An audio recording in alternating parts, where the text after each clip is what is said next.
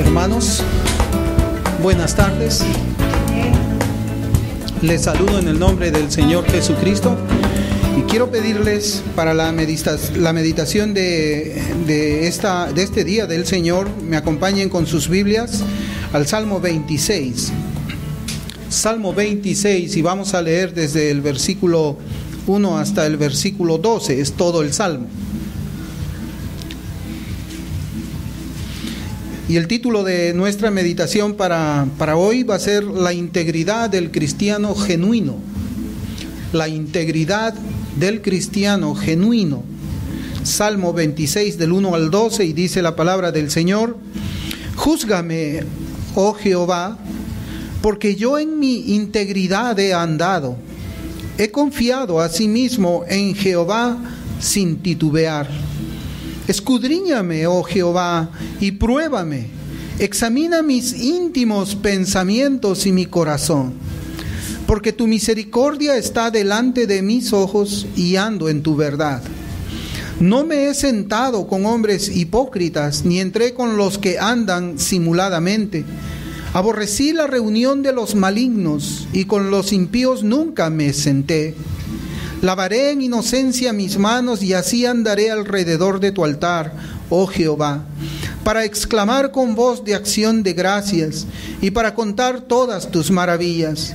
Jehová, la habitación de tu casa he amado, y el lugar de la morada de tu gloria.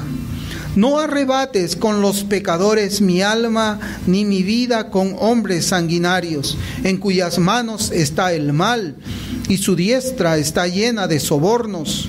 Mas yo andaré en mi integridad. Redímeme y ten misericordia de mí. Mi pie ha estado en rectitud. En las congregaciones bendeciré a Jehová. Que el Señor bendiga su palabra. Bien, les decía, hermanos, hermanas, que esta mañana, con la ayuda del Señor, quisiera que meditemos en una doctrina que tiene que ver mucho con el carácter de un creyente. Y hemos titulado, como ya les decía, a esta enseñanza, la integridad del cristiano genuino. Y muchas veces cuando escuchamos hablar de esta manera se puede despertar en nosotros cierta molestia cuando oímos precisamente la frase, un cristiano genuino. Posiblemente comenzamos a pensar, diciendo en nuestros corazones, seguramente que la conclusión será que si mi vida no se ajusta a lo que predica este predicador, debo creer que yo no soy un cristiano. O también, yo sé que soy cristiano, Dios conoce mi corazón y no me importa lo que se vaya a decir en esta hora, yo seguiré pensando que soy cristiano. Y así, hermanos, pueden levantarse muchos pensamientos al inicio del sermón, durante el sermón y al final del sermón. Creo que la actitud nada sabia que pueda existir en nosotros es cerrar nuestros corazones para no escuchar los sermones que nos confrontan, o los sermones que nos incomodan. Muchas veces cuando nosotros hacemos las meditaciones en la palabra del Señor cada día en nuestras casas, dedicamos un tiempo a la lectura y a la meditación, ¿cuántas veces nos hemos visto confrontados por la palabra del Señor? ¿Cuántas veces esa sección de la Escritura que nosotros hemos leído en ese momento, en esa oportunidad, nos ha confrontado por algo que nosotros quizás hemos hecho, por un pecado que nosotros hemos cometido? Y esa misma palabra confronta nuestros corazones, confronta nuestras conciencias. Yo creo que la palabra del Señor muchas veces ha actuado así en cada uno de los que diligentemente buscamos la Escritura, porque sucede conmigo. Y yo creo que también sucede de la misma manera con todos y cada uno de los que abrimos la palabra del Señor. Pero ¿qué cosa es lo que nosotros hacemos cuando encontramos un pasaje de la Biblia que confronta nuestro caminar, confronta nuestra vida, confronta nuestro testimonio? Bueno, tenemos dos alternativas. Cerramos la Biblia y miramos para otro lado, o prestamos atención a lo que Dios nos dice y nos arrepentimos. Esas son las únicas dos alternativas. Todos nosotros sabemos que estamos viviendo en un tiempo en que han desaparecido de los púlpitos los mensajes de la palabra de Dios que confrontan la vida, confrontan los sentimientos de la llamada iglesia evangélica de nuestros días. Por lo general se espera que el mensaje sea en dos sentidos: que llene más nuestros conocimientos doctrinales o teológicos, o que aprueben nuestra manera de vivir. Ese es el tiempo en el que nosotros estamos viviendo en nuestros días. Por ello nosotros encontramos que las Escrituras nos dicen de una manera muy clara, hermanos, en 2 de Timoteo capítulo 4, si es que leemos 2 de Timoteo capítulo 4, versículos del 1 al 5, yo quisiera traer esa palabra del Señor a esta meditación como una introducción a lo que nosotros con la ayuda del Espíritu Santo vamos a escudriñar. En 2 de Timoteo capítulo 4 del versículos... Segunda de Timoteo 4 del 1 al 5. A ver, déjeme ver mi nota, si está bien. Segunda de Timoteo capítulo 4. Sí. Segunda de Timoteo capítulo 4 versículos del 1 al 5 dice la Escritura: Te encarezco delante de Dios y del Señor Jesucristo, que juzgará a los vivos y a los muertos en su manifestación y en su reino. Que prediques la palabra, que instes a tiempo y fuera de tiempo, redarguye, reprende, exhorta con toda paciencia y doctrina, porque vendrá tiempo cuando no sufrirán la sana doctrina, sino que teniendo comezón de oír, se amontonarán maestros conforme a sus propias concupiscencias, y apartarán de la verdad el oído, y se volverán a las fábulas. Pero tú, sé sobrio en todo, soporta las aflicciones, haz obra de evangelista, cumple tu ministerio. Y precisamente, cuando nosotros hablamos de la sana doctrina, que habla aquí la palabra del Señor de una manera clara, creemos lamentablemente que estamos hablando como de una solamente conocimiento nada más. Conocimiento de las diferentes doctrinas que se encuentran en la Escritura y que a veces vemos que han sido resumidos por muchos teólogos del pasado y muchos teólogos del presente. Pero la sana doctrina también implica una vida sana, y nosotros tenemos que predicar todo el consejo del Señor para precisamente tener una vida cristiana sana, porque nosotros no podemos separar la doctrina de lo que es la práctica cristiana. Y en una iglesia donde se predica la sana doctrina, debe de incluirse esas exhortaciones que nos tienen que mover a nosotros a vivir una vida cristiana como lo vivieron los cristianos de la Biblia. Si nosotros no vivimos la vida cristiana como vivieron los cristianos y solamente tenemos conocimiento doctrinal, nosotros estamos fallando en el camino cristiano. Por eso es que Pablo en este pasaje habla de exhortar, habla de reprender, habla de todo eso. O sea, todo eso es parte del consejo de Dios. Y nosotros mismos podemos ver en la Escritura, como yo ya les había dicho, de que estamos confrontados con la palabra de Dios. ¿Qué es lo que no hacemos? ¿Qué estamos olvidando de hacer? ¿Qué hemos descuidado? Solamente eso podemos verlo cuando vemos profundamente la palabra del Señor. Y precisamente la parte que ha sido suprimida de los púlpitos, como yo les decía, es aquella que trae palabras de reprensión. Es aquella parte que busca redarguir las conciencias de los oyentes. Esa parte lamentablemente ha sido suprimida, ha sido erradicada de muchos púlpitos. La palabra redarguir se traduce como convencer, dejar convicto, exponer a la luz. Y la palabra reprender significa juzgar, hallar la falta en. De ahí encargar, o más bien encargar con rigor. Eso es lo que significan esas palabras griegas, y eso es lo que nosotros no debemos descuidar, como la Escritura amonesta al ministro. Cumple tu ministerio, reprende, redarguye. A veces tenemos mensajes que prometen muchas cosas, que traen esperanza para que nosotros caminemos, pero también hay un mensaje en la Escritura que nos llama a nosotros a ver nuestras propias vidas. Pero gracias a Dios, aquí en este lugar todavía sabemos que Todos nosotros necesitamos esas palabras que son como un látigo a nuestros corazones, que son como un chicote a nuestras conciencias para confrontar nuestras vidas con lo que Dios dice por medio de su palabra. Este Salmo 26, hermanos, que nosotros estamos citando para nuestra meditación acerca de la integridad, no habla todo acerca del tema de la integridad cristiana. Y este salmo ha sido titulado por muchas Biblias de diferentes formas. Por ejemplo, en esta Biblia de las Américas habla la oración del íntegro, así dice, ¿no? En la Biblia Dios habla hoy, todo este salmo ha sido titulado como la seguridad de una vida limpia. Y la Reina Valera 60 le ha puesto el título Declaración de Integridad.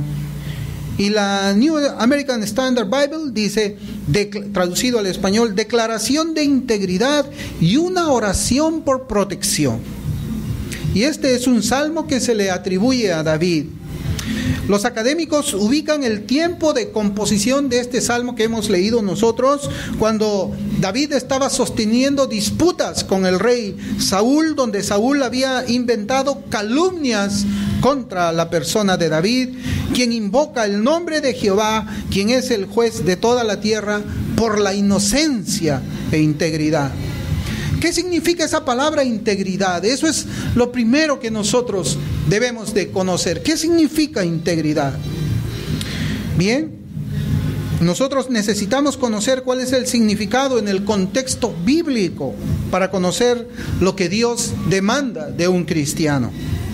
Y por lo tanto, la integridad sea también una de las marcas distintivas de una persona a quien el Evangelio no le ha llegado en palabras solamente, sino que el Evangelio le ha llegado en poder del Espíritu y con toda convicción, como dice la Escritura. El diccionario Perspicacia, que es un diccionario bíblico, dice que la palabra integridad significa entereza moral, significa probidad, inculpabilidad, honorabilidad. La palabra hebrea que se ha traducido como integridad es tom. Así es esa palabra hebrea y significa entereza, significa rectitud. Y en el Nuevo Testamento también se encuentra la palabra integridad como un mandamiento del Señor para todos sus santos. En Tito, en la Escritura, en Tito, en el Nuevo Testamento, capítulo 2, versículos del 6 al 8, leemos que la palabra del Señor dice: exhorta a sí mismo a los jóvenes a que sean prudentes, presentándote tú en todo como ejemplo de buenas obras, en la enseñanza mostrando integridad, seriedad, palabra sana e irreprochable, de modo que el adversario se avergüence y no tenga nada malo que decir de vosotros. Ahí vemos la palabra integridad. La integridad como un escudo para avergonzar al adversario, al enemigo, al diablo, y que nadie tenga nada que decir de nosotros. Eso significa integridad. Esta palabra integridad proviene del griego semnotes, y de acuerdo con el diccionario bíblico, Word Study significa de esta forma, y yo quisiera que por favor me preste atención. Significa, y comienzo la cita, decencia, dignidad, seriedad. Aristóteles definía esta palabra como una actitud que se situaba en medio de dos extremos. Por un lado la arrogancia y por otro lado el complacer de una manera innoble a todos, esforzándose a costa de la dignidad y la verdad para quedar bien con todo el mundo. La integridad no es solamente realizar bien los propios deberes como ciudadano, sino también cumplir con los más altos principios e ideales del cielo y la tierra. Fin de la cita. Así es como la palabra integridad es definida por estos diccionarios bíblicos.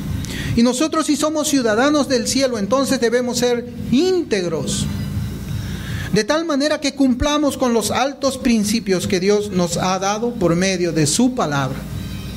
Por eso es que es importante la integridad. No vamos a poder cubrir todo lo que la integridad significa en toda la Escritura, pero creo que debemos de comenzar leyendo este Salmo 26 y con la ayuda del Señor meditando y profundizando en su palabra. Nosotros debemos preguntarnos entonces, ¿puede haber un cristiano que no ande en integridad para con Dios? ¿Puede haber un cristiano que no ande en integridad según las definiciones que nosotros hemos visto en estos diccionarios bíblicos? ¿Puede una persona afirmar que se puede ser cristiano sin andar en integridad? Hermanos, yo creo que eso es imposible.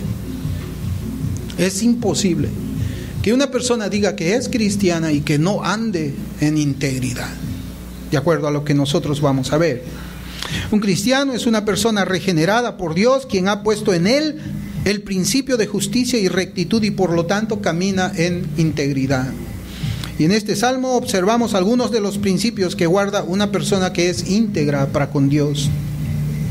El Señor dijo claramente que por sus frutos los conoceremos, ¿recuerdan ustedes?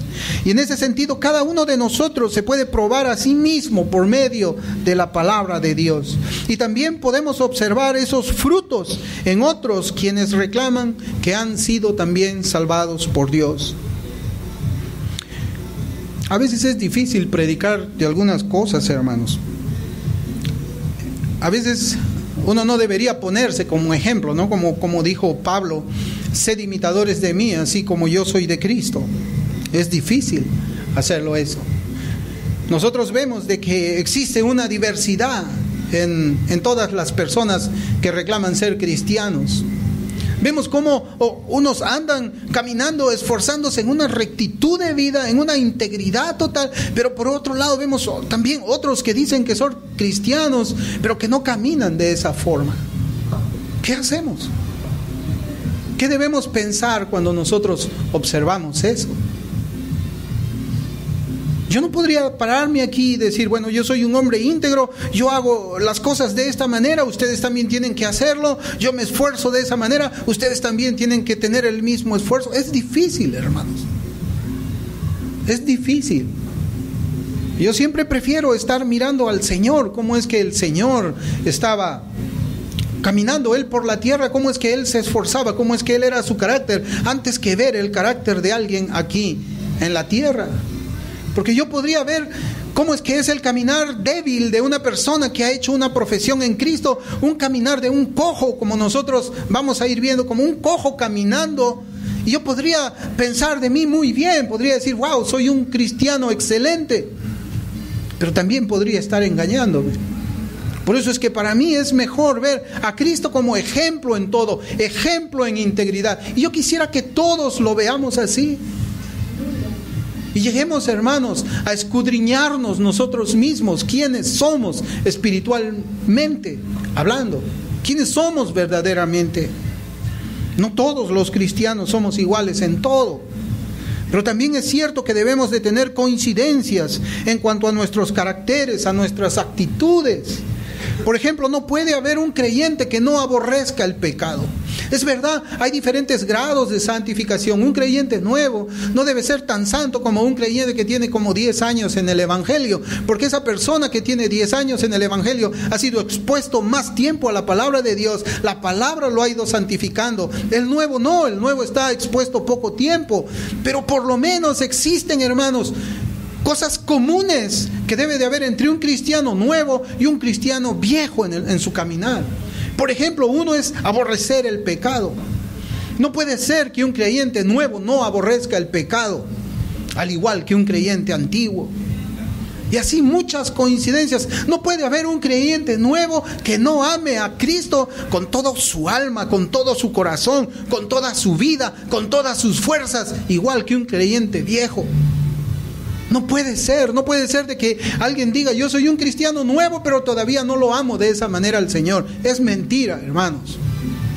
Por eso yo digo, no somos iguales en todo, pero por lo menos tenemos un común denominador. Todos los que hemos sido salvados, todos. Y hemos dicho pues que la diferencia está en cuánto es que un creyente está expuesto a la palabra del Señor. Una de las cosas en que todos nosotros debemos coincidir es que todos los cristianos debemos andar en integridad. No puede ser que un cristiano nuevo, así tenga 5 meses o 1 mes en el Evangelio, no ande en integridad. Eso es imposible. Por eso es que es necesario que nosotros repasemos esta doctrina, porque es una doctrina, la integridad del cristiano. Es una doctrina práctica. Posiblemente esto no lo encontramos en los libros de Berkov, de Hodge, de todos ellos, pero es una doctrina que está en la Escritura. Posiblemente esto no lo enseñen en los seminarios teológicos, pero tiene que ser enseñado en la congregación donde se reúnen los santos. Es cristianismo práctico. Es vida cristiana. Todos debemos andar en integridad. Y cuando nosotros vamos a este salmo, vemos que David comienza por medio de unas palabras dirigidas a Dios, por las cuales él pide a Dios una cosa: ser juzgado. El Salmo 26:1 dice: júzgame, oh Jehová. La versión Oro dice: oh Señor, sé tú mi juez. Sé tú mi juez. Júzgame. Júzgame, Señor. Júzgame, Jehová. Hermanos, ¿cuántos de nosotros podría pedir tal cosa a Dios en este momento? ¿Cuántos podríamos decir así como el salmista a Dios: Señor, júzgame? Estas primeras palabras deben llamar la atención de nuestros corazones, porque es una invocación a Dios para que juzgue la vida de aquel que dice ser amigo de Dios. Cuando David dice: júzgame, oh Jehová, no tiene la intención de entrar en un juicio con el Todopoderoso. Lo que David quiere es poner a Dios como testigo y juez de que él era verdaderamente amigo de Dios. Eso es. Y que su piedad, la vida como es que él andaba, no era una piedad falsificada para pretender la apariencia de la religión, sino que de todo corazón él buscaba agradar al Dios de su salvación. Es decir, que él era íntegro en su manera de vivir delante de los hombres y cuando se encontraba fuera de la vista de ellos. Esa es la razón por la cual David clama de esa forma. ¿Cuántos de nosotros podemos pedirle al Señor en esta hora que sea así? ¿Cuántos podríamos decir: juzga, Señor, mi caminar en este momento? Sé tú mi testigo que yo verdaderamente soy tu amigo, te obedezco, ando en tus caminos, te amo, Señor, hasta la muerte misma. ¿Cuántos podríamos invocarlo a Él como juez de nuestra piedad? Estamos viviendo, hermanos, nuestras vidas con una verdadera integridad. Porque este salmo, desde el principio, hermano, es un salmo que confronta la conciencia. Es un salmo que confronta el corazón. Es un salmo que confronta nuestras vidas. ¿Somos realmente nosotros lo que decimos que somos? ¿Somos verdaderamente fieles al Señor, quien es omnipotente, omnipresente, omnisciente? ¿Cómo es nuestra vida cuando estamos en lugares donde los hermanos de la iglesia no nos pueden ver, pero Dios sí nos ve? ¿Cómo es allí? ¿Cómo nos portamos cuando estamos lejos de aquí, que es la mayor parte de los días de la semana? Podemos invocar a Dios como testigo de lo que decimos ser. Eso es lo que está haciendo David. Estas preguntas no deben ser evitadas por ninguno de nosotros, y es mejor meditar en ellas ahora que estamos vivos, porque después puede ser demasiado tarde.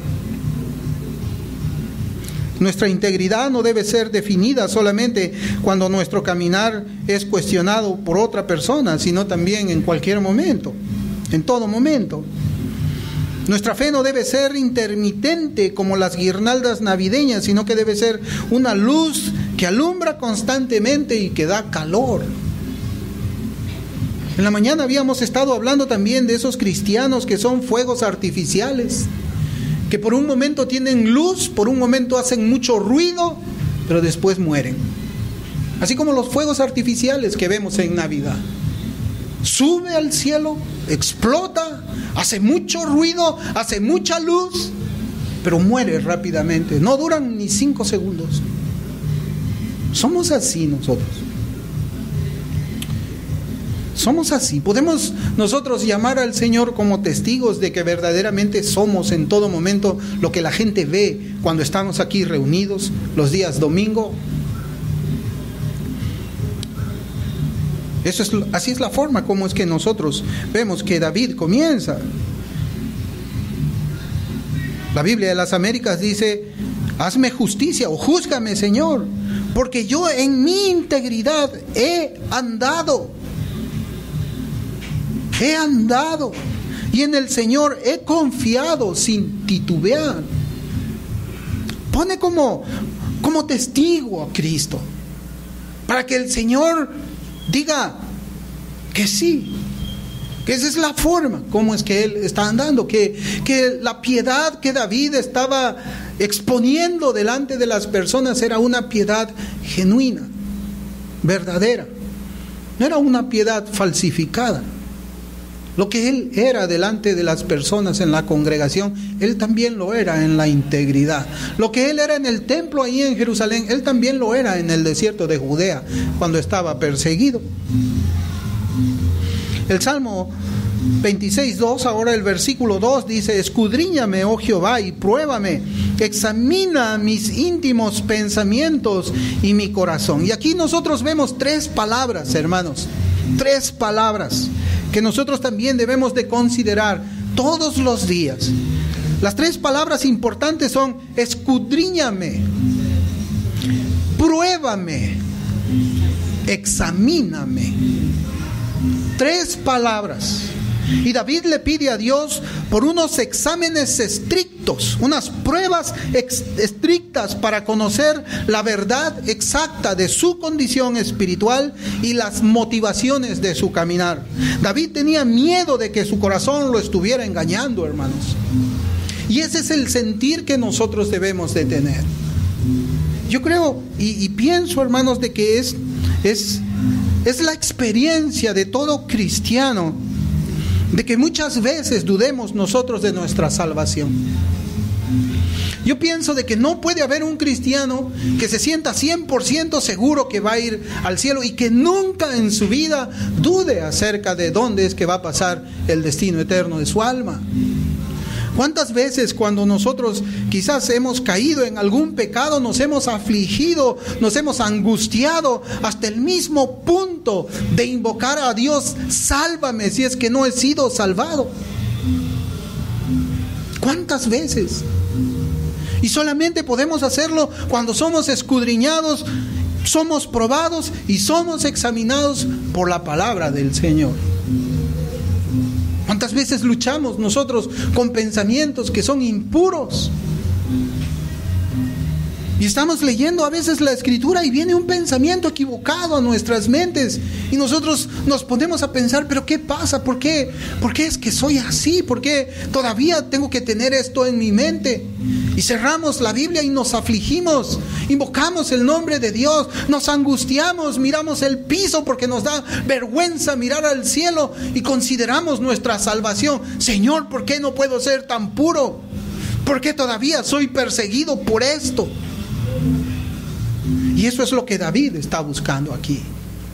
Eso es lo que David dice: Señor, escudriñame, Señor, pruébame, Señor, examíname, no sea que yo no sea salvado, no sea que mi corazón me haya engañado y me ha hecho creer una situación espiritual que yo no tengo y me vaya a dar cuenta cuando yo esté muerto. Esas palabras, hermano, a veces cuando las leemos en Mateo 7:21, cuando el Señor a algunos le está diciendo, ¿no?, que se aparten de Él, y ellos comienzan a decir: pero Señor, en tu nombre predicamos, Señor, en tu nombre echamos fuera demonios. Esas son personas que nunca se escudriñaron, son personas que nunca se pusieron a prueba, son personas que nunca se examinaron. Simplemente tenían la forma de la religión, pero no eran salvos. Pero aquí David dice eso: Señor, tengo miedo que mi corazón me esté engañando. Por eso debemos recordar también de que no solamente vemos este pasaje de la integridad como una seguridad de la salvación en el Antiguo Testamento, sino también nosotros vemos lo mismo en el Nuevo Testamento. En 2 de Corintios 13:5 vemos un pasaje que conocemos bastante nosotros. Examinaos a vosotros mismos si estáis en la fe, probaos a vosotros mismos. ¿O no os conocéis a vosotros mismos que Jesucristo está en vosotros, a menos que estéis reprobados? Examinaos. ¿Pero contra qué me voy a examinar? ¿Contra mi propio parecer? ¿Me voy a examinar comparándome con un hermano nuevo en la fe? ¿Me voy a examinar comparándome con los hermanos que congregan aquí conmigo? ¿O voy a examinarme con Cristo, con su palabra, con su persona, con su santidad, con su vida? Hermanos, las evidencias de una vida en integridad comienzan a partir de este versículo 3, del versículo 3. Y son notorias las palabras que dicen: porque tu misericordia está delante de mis ojos y ando en tu verdad. Porque tu misericordia está delante de mis ojos y ando en tu verdad. Y es interesante que David no nos diga que él conocía el camino de verdad. David no dice que él conocía el camino de verdad, es decir, que él conocía las Escrituras muy bien, sino que él andaba en ese camino. Por eso no debemos nosotros engañarnos.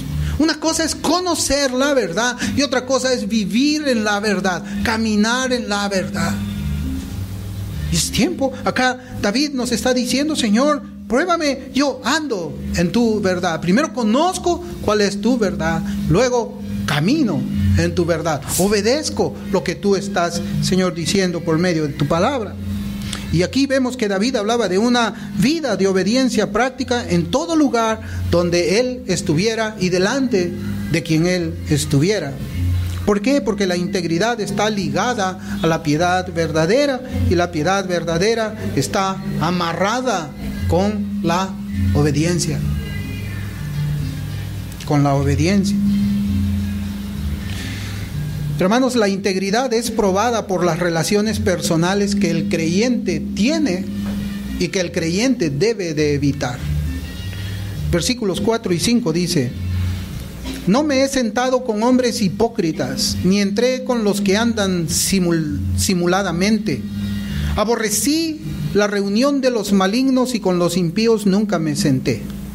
Hermanos, al igual que el Salmo 1, Dios nos dice que debemos tener cuidado de con quienes nos relacionamos.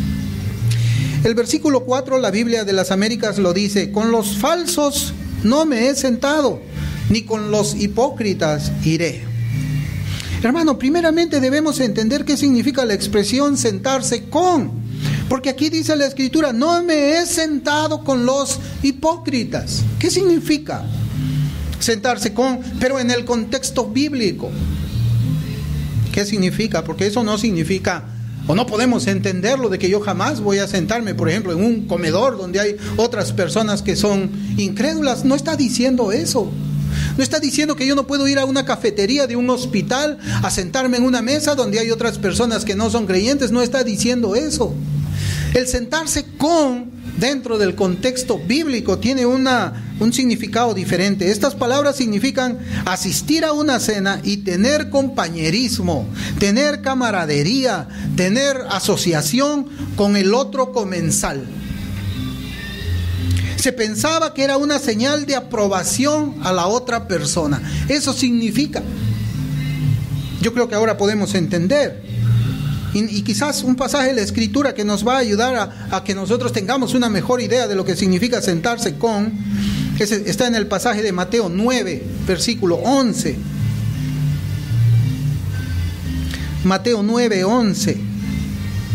Dice la palabra del Señor: cuando vieron esto, los fariseos dijeron a los discípulos: ¿por qué come vuestro maestro con los publicanos y pecadores? ¿Por qué come? Hermano, esto nos enseña que una persona que anda en integridad, es decir, viviendo bajo los estándares elevados del cielo, no puede tener comunión con otra persona que no anda en integridad. no puede tener comunión con otra persona que no anda en integridad. No puede tener compañerismo. No puede tener camaradería. Y una vez conocimos con mi esposa a un hermano que él nos decía: mi mejor amigo es un ateo. Así nos decía: mi mejor amigo es un ateo. Ay. Pues ¿qué dicen ustedes? ¿Pueden ser nuestros mejores amigos ateos? ¿Pueden ser nuestros mejores amigos personas que aborrecen al Señor? ¿Pueden ser ellos nuestros mejores amigos? ¿Podemos tener camaradería con esas personas? Hermanos, esa es una prueba de la integridad del cristiano, como vemos en la Escritura. ¿Cómo puede disfrutar un creyente la compañía de personas que son buscadoras de cosas mundanas? ¿Cómo puede sentir alegría de andar con una persona que es enemiga de Dios? ¿No deberían más bien sentirnos angustiados de escuchar palabras que ofenden a Dios? No debería ser así. ¿Podríamos nosotros soportar a una persona que esté en nuestro lado ofendiendo a Dios con su palabra, ofendiendo con las groserías que dice? Podemos, hermanos. ¿Y en el nombre de qué lo haríamos? ¿En el nombre del Evangelio? Una persona hipócrita, como dice también aquí nuestro versículo, es alguien quien es un actor. Es una persona que esconde sus propósitos verdaderos delante de los demás. Y dice que una persona que anda en integridad no puede tener compañerismo con tal persona. Pero esta, hermanos, es una prueba a saber si es que nosotros somos de Dios. Por eso dice Amós 3:3, ¿cómo dice ese pasaje? ¿Andarán dos juntos si no estuvieran de acuerdo? ¿Andarán dos juntos?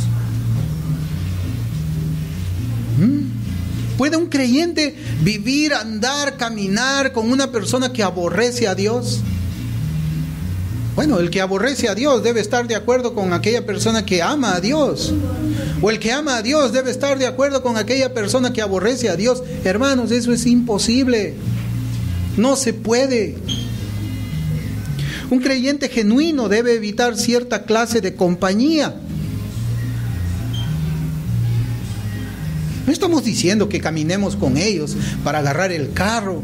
No estamos diciendo que hablemos con ellos porque pues estamos en el trabajo, porque estamos en la escuela. No estamos diciendo eso. Eso no es lo que habla. Aquí habla de compañerismo, gustar estar con ellos, preferir la compañía de ellos. Un creyente genuino debe evitar esa clase de compañía. Por eso es que el versículo 5 dice: aborrecí, dice.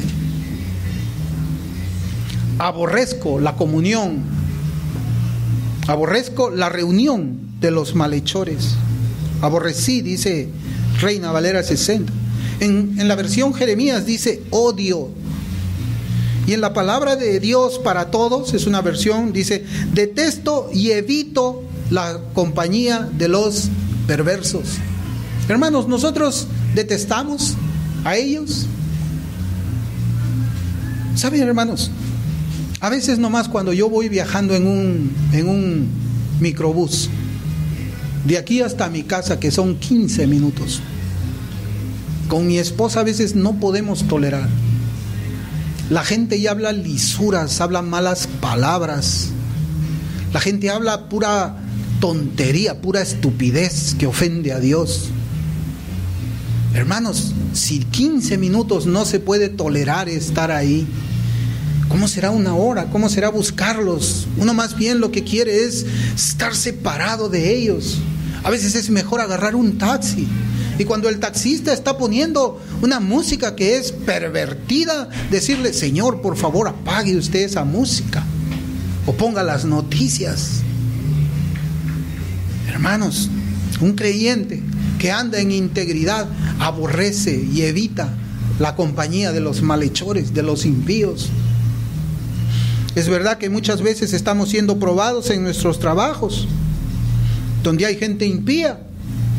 en nuestros colegios donde asisten personas que aborrecen a Dios. Pero Dios nos dice que el sentimiento normal de un cristiano es aborrecer estar con ellos, escuchando palabras que insultan a Cristo. Las excusas que he leído y oído son básicamente estas. Yo me reúno con los impíos para presentarles el Evangelio. ¿Así? Hermanos, ¿y cómo le puedes hablar del Evangelio a una persona impía después que te has reído de los chistes eróticos que cuentan? ¿Tú crees que vale tu palabra? O después de que ellos han estado hablando lisuras, malas palabras y tú te has reído, ¿le vas a hablar de Cristo y del pecado? ¿Tú crees que van a tomar en serio tu persona después que tú has compartido con ellos en sus pecados? Por eso, ¿cómo es que una persona puede reunirse con los impíos para presentarse el Evangelio? ¿Cómo puede participar de sus conversaciones impías, riéndose de chistes en doble sentido? Thomas Watson, un puritano, decía de este versículo, y comienzo la cita: ¿qué tienen que hacer las palomas de Cristo entre las aves de presa? ¿Qué tienen que hacer las vírgenes entre las rameras? La compañía de los malos contamina. Así decía Thomas Watson de este pasaje. Hermanos, el corazón del creyente debe estar lleno del opuesto. Debe regocijarse de la compañía de los santos, de la comunión con ellos, sentirse contento de estar allí en comunión de todos aquellos que han sido salvados por Dios y tienen el Espíritu Santo, ese Espíritu santificador, y que solamente procuran hablar de Cristo y nada más de Cristo. Ese es el conversar de un cristiano. Cristo hizo por mí esta semana, he leído en la Escritura esto, yo lo veo así, ¿tú cómo lo ves, pastor? Mire, enséñeme, yo he leído esto, me parece maravilloso esto que he encontrado en la Escritura. Eso es lo que nuestro corazón anhela, ¿o no? ¿O qué preferimos? ¿Será así con nosotros, hermanos? ¿Será que nosotros también aborrecemos esa compañía con malhechores? ¿O nos gusta estar en la compañía de los que andan en integridad? ¿Nos gusta a nosotros andar en compañía de ellos que aman al Señor, que se esfuerzan por el Señor, que sirven al Señor, que estudian la palabra del Señor? ¿Cuántas horas a la semana nosotros usamos para reunirnos con los santos? Si las malas compañías corrompen las buenas costumbres, como dice la Biblia, yo les voy a preguntar, ¿cuántas horas a la semana nosotros nos reunimos de buena compañía? 3, 4. ¿Y el resto de hora con quién la pasamos? Con los incrédulos, escuchando lo que ellos hablan y todas esas cosas. Solamente 4 horas a la semana, 3 horas a la semana, nosotros estamos en la compañía de los que andan en integridad, con los santos. Hermanos, es para pensar ese tema de la integridad. La integridad también es probada por la pureza con que adoramos a Dios. Versículos 6 y 7. Dice: lavaré en inocencia mis manos y así andaré alrededor de tu altar, oh Jehová, para exclamar con voz de acción de gracias y para contar todas tus maravillas. La integridad es probada por la pureza con la que nosotros adoramos al Señor. Y estos versículos nos hablan de la necesidad de la santificación para ofrecer una adoración en integridad. Eso es lo que dice este versículo. Tenemos que llegar santificados al lugar donde se reúnen los santos, donde es predicada la palabra del Señor, donde son administrados los sacramentos. Debo de reunirme previamente santificado. Esa es la adoración de un hombre que anda en integridad. Cuando nos reunimos para adorar a Dios, nosotros debemos de tener un sentido claro que nuestros pecados han sido perdonados, que estamos en comunión con Dios y que nuestra conciencia no nos acusa. Esa es la forma en que nosotros debemos llegar a este lugar. Llegamos así. Esa es la integridad que nos está hablando David. Y observe, dice, lavaré en inocencia mis manos y así andaré alrededor de tu altar. ¿O es que nosotros estamos andando con las manos sucias alrededor del altar de Dios? Sabemos que no existe un altar físico, pero creemos de que la presencia de Dios se manifiesta cuando hay 2 o 3 reunidos en su nombre. Y si estamos reunidos en el nombre del Señor, creemos que Él está aquí. ¿Cómo están nuestras manos? ¿Lavadas? Así venimos nosotros. Estamos adorándole en esa integridad, en esa limpieza, en esa santidad. Hermanos, Dios espera una adoración en espíritu y en verdad. Y en verdad dice, bueno, un sentido le dicen en verdad de acuerdo a lo que la Escritura enseña, pero esa palabra griega también significa sinceramente.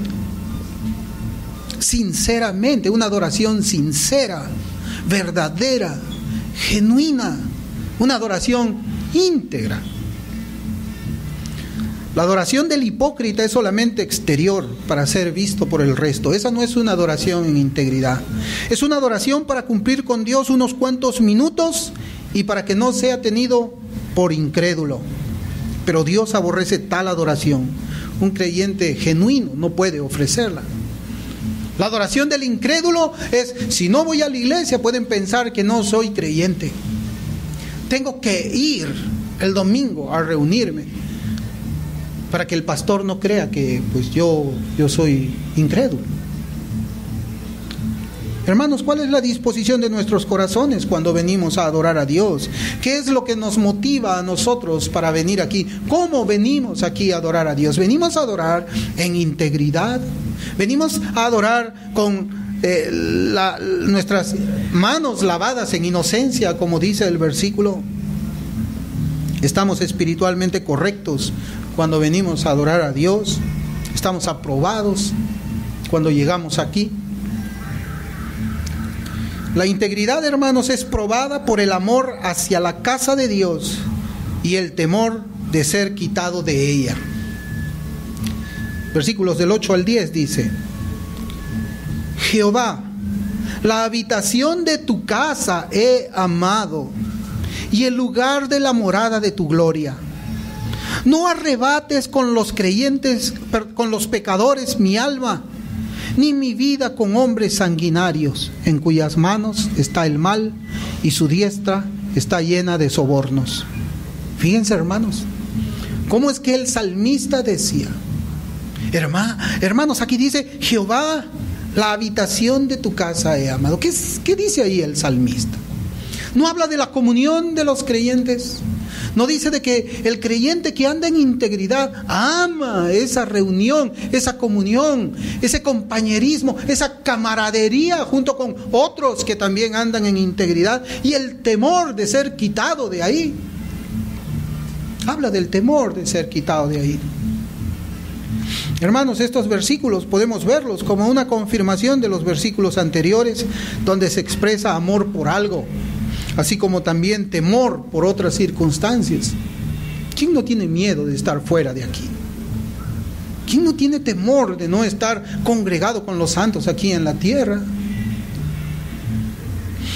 Yo quisiera traer una anécdota del reverendo Kay Arvin, creo que se pronuncia. Y es una nota muy interesante y por favor preste atención a cómo es que es esta anécdota. Comienzo la cita. Tengo en mi congregación una señora anciana que durante muchos años ha sido sorda como una tapia, pero siempre es de las primeras en sentarse a la hora de la reunión. Al preguntarle la razón de su asistencia constante, aunque no pudiera oír el sermón, contestó: aunque no puedo oírle, vengo a la casa de Dios porque quiero hacerlo y quiero que se me halle en sus caminos. Y Dios me da pensamientos dulces sobre el texto cuando se me indica. Otra razón es que estoy entre la mejor compañía aquí, en la presencia más inmediata de Dios y entre sus santos, los dignos de la tierra. No estoy satisfecha de servir a Dios en privado. Mi deber y privilegio es honrarle regularmente en público. Fin de la cita. Hermanos, ¿qué les parece esta anciana sorda, vieja, que era la primera en estar sentada en la congregación? Aunque no podía oír el sermón, ella quería estar allí porque allí estaban los santos y porque ahí estaba lo más próximo a la presencia del Señor. Somos así nosotros. Podemos nosotros decir lo mismo que esta mujer anciana de la anécdota. Venimos porque aquí está la mejor compañía del mundo, hermanos. Y si está la mejor compañía del mundo, ¿por qué queremos irnos rápido? ¿A dónde queremos irnos rápido? ¿Por qué? Pónganse a pensar. Es algo que pues nosotros tenemos que preguntarnos. Si aquí está la mejor compañía del mundo, ¿por qué queremos estar el menor tiempo posible aquí? Tenemos miedo nosotros de terminar arrebatados junto con los pecadores, como dice el Salmo. Hermanos, yo creo que no hay comentarios que hacer sobre esta anécdota. Aquella mujer anciana, una mujer de integridad, con sus pocas palabras, creo que nos ha amonestado a todos nosotros. A todos nosotros nos está amonestando esta mujer. La integridad, hermanos, también es probada por el compromiso futuro de perseverar en ella. Versículos 11 y 12 dice: Mas yo andaré en mi integridad, redímeme y ten misericordia de mí. Mi pie ha estado en rectitud, en las congregaciones bendeciré a Jehová. Hermanos, sin importar la manera en que otros puedan vivir, cada uno de nosotros debe vivir en integridad delante de Dios durante todo nuestro peregrinaje aquí en la tierra. Nuestros pies deben permanecer en este camino que agrada a Dios, quien nos ha redimido. La traducción literal de ese versículo 12 que dice: mi pie ha estado en rectitud, la traducción literal dice: mi pie está en un lugar plano, en un lugar nivelado, no en un lugar donde hay altos o bajos, no es un lugar donde haya obstáculos, sino el pie de él está en un lugar plano. Yo recordaba, hermanos, en Proverbios 26:7, y voy a leer de la versión de la Biblia de Latinoamérica, dice: como piernas inseguras de un cojo, así es la palabra sabia en boca de un tonto. Y este proverbio nos dice que pues las piernas de un cojo jamás van a estar niveladas en la tierra. No lo van a estar. No pueden estar sus pies en un lugar plano porque tienen las piernas desiguales. Pero nosotros no tenemos piernas inseguras, las piernas inseguras de un cojo que no pueden pisar una superficie plana, sino que nuestros pies están en un lugar plano, están en un lugar seguro. Así son los pies del que anda en integridad, así lo son. Nosotros no tenemos pies tambaleantes que un momento están aquí y otro momento están por allá y otro momento están más allá. Ese no es el pie de un hombre que anda en integridad. Pero muchos andan así, ¿verdad? Muchos andan así. Muchos. El pie de un creyente genuino está firme sobre la roca que es Cristo. No se mueve de ahí. Y no se mueve no por él, sino porque Cristo mantiene ahí su pie firme. Por eso es que la Escritura habla, y a mí me sorprende cuando así me pongo a meditar en temas como la integridad, que Dios pone el querer como el hacer por su buena voluntad. Y yo le digo, pero Señor, ¿por qué no pones ese mismo querer en todos? ¿Por qué todos no tenemos ese mismo querer? ¿Por qué todos no lo hacemos igual como tú dices? Pero después yo me acuerdo quién soy yo para reclamarle a Dios, ¿no? Y como Job, pongo mi mano en mi boca y me quedo callado, angustiado cuando veo la iglesia así, que tienen los pies como cojos, que un día están planos, otros días ni se ven, son inconstantes.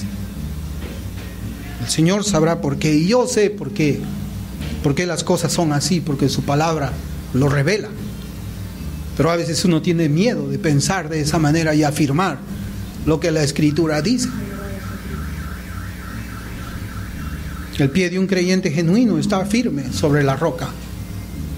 El pie de un creyente genuino anda en integridad. Hermanos, somos personas que andan en integridad. Somos así nosotros. Después de ver todo lo que el Señor nos dice por medio de David, podemos decirle: Señor, júzgame, haz juicio sobre mí, Señor, y testifica delante de esta congregación que yo ando en integridad. Testifica por mí, Señor, sé tú mi juez.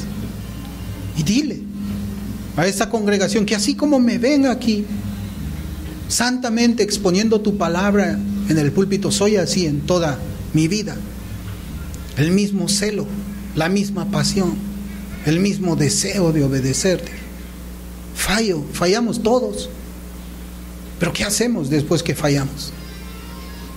Algunos caen y se hunden más, y se hunden más, y se hunden más, y son como Jonás. Si usted presta atención cuando lea Jonás, usted se va a dar cuenta de que cuando él comienza a descender, dice: y descendió Jonás. Y después descendió Jonás, y descendió Jonás, descendió de su pueblo hasta un lugar. Luego descendió de la cubierta del barco al fondo del barco. Y después descendió al fondo del mar con la ballena. Y así somos. Yo no sé si es que un creyente puede llegar y permanecer tanto tiempo así, abajo, abajo, abajo. ¿Dónde está la integridad de nosotros? No estamos hablando de perfección, pero estamos hablando nosotros de integridad. No estamos hablando nosotros más que de lo que la Escritura habla, de quiénes son los hijos de Dios, cómo son, cómo es el carácter de ellos, que claman a Dios: Señor, sé tú mi juez.